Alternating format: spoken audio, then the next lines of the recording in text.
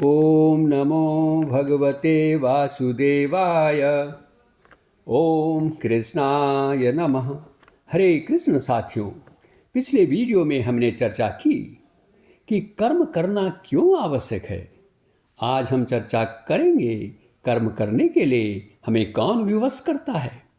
श्री भगवान इस संबंध में क्या कह रहे हैं, आइए सुनते हैं भगवद गीता अध्याय 3 का यह श्लोक। न हि कश्चित् क्षणमपि जातु तिष्ठत्य कर्म कीर्त कार्यते ह्यवसः कर्म सर्वः प्रकृतिजैर्गुणे।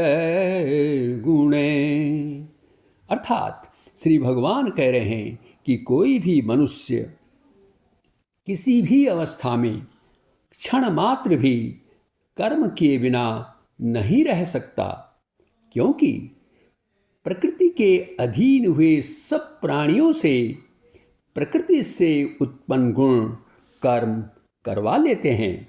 अब हम इस श्लोक की विस्तृत व्याख्या करेंगे। भगवान कह रहे हैं कि कोई भी व्यक्ति एक क्षण भी कर्म किए बिना नहीं रह सकता। तो प्रश्न उठता है कि लोग ऐसा क्यों कह रहे हैं या कहते हैं कि हम कोई कर्म नहीं करते। ये प्राय हम सुनते हैं। इसका कारण है कि ये लोग परिवार का पालन पोषण करना, इसके लिए नौकरी करना, व्यापार करना या कोई अन्य कार्य करना, उसे ही कर्म मानते हैं। लेकिन भगवद गीता में चाहे शरीर हो, मन और वाणी हो, इनसे की जाने वाली सभी क्रियाओं को कर्म मानती है।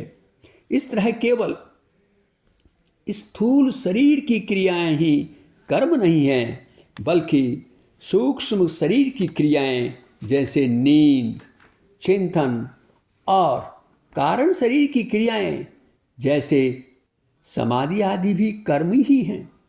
साथियों, स्थूल शरीर हमारा होता है, सूक्ष्म शरीर होता है और कारण शरीर। तो इन तीनों शरीरों से हर वक्त कोई न कोई क्रिया होती ही रहती है। मनुष्य प्रत्येक अवस्था में कर्म करता है, चाहे फिर वो जागृत अवस्था हो या सुषुप्ति या फिर मूर्छा। उदाहरण के तौर पर हम सुषुप्ति अवस्था को ले सकते हैं। व्यक्ति जब नींद में रहता है और इसी बीच उसे कोई उठा देता है, तो वह कहता है कि मुझे कच्ची नींद में ही जगा दिया।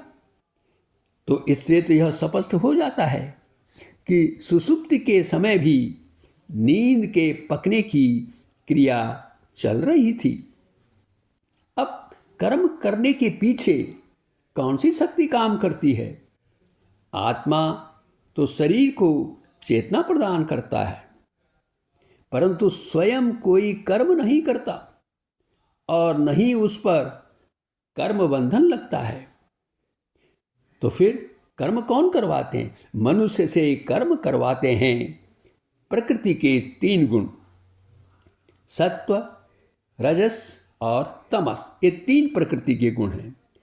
हमारा शरीर, इंद्रियां, मन और बुद्धि भी प्रकृति के इन 3 गुणों से ही बने हैं। प्रकृति के इन 3 गुणों से ही मनुष्य का स्वभाव भी बनता है। और इस प्रकार प्रकृति के गुणों से विवश होकर मनुष्य अपने स्वभाव के अनुसार शरीर, मन और वाणी से कोई न कोई कर्म करता रहता है और किसी भी क्षण कर्म किए बिना नहीं रहता।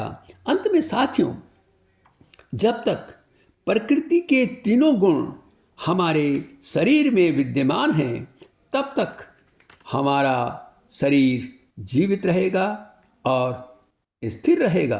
परंतु जब इनमें से कोई एक गुण भी शरीर को छोड़ देता है, यह शरीर निर्जीव हो जाएगा और नष्ट हो जाएगा। इसलिए जब तक जीव जीवित रहता है, चेतनता है उसमें, तब तक वह क्षण भर भी कर्म के त्याग को नहीं कर सकता। उसे तो कर्म करना ही पड़ेगा। अंत में साथियों, हमारा प्रयास क्या होना चाहिए? हमारा प्रयास ये होना चाहिए कि हम आदर्श जीवन व्यतीत करें। और इसके लिए क्या करें? इसके लिए हमें शास्त्रोक्त, जो शास्त्रों में बताए गए कर्म हैं, कर्तव्य हैं, उन्हें ही करें। इसके लिए हमें अपने में सतोगुण की मात्रा बढ़ानी होगी, तभी हमारा मन भगवत चिंतन में लग सकेगा। इन्हीं शब्दों के साथ वीडियो देखने के लिए आपका बहुत बहुत धन्यवाद। कृपया इसे फॉरवर्ड करें, लाइक करें और चैनल को सब्सक्राइब भी करें।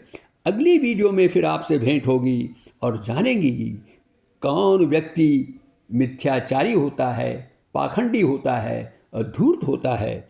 पुनः धन्यवाद।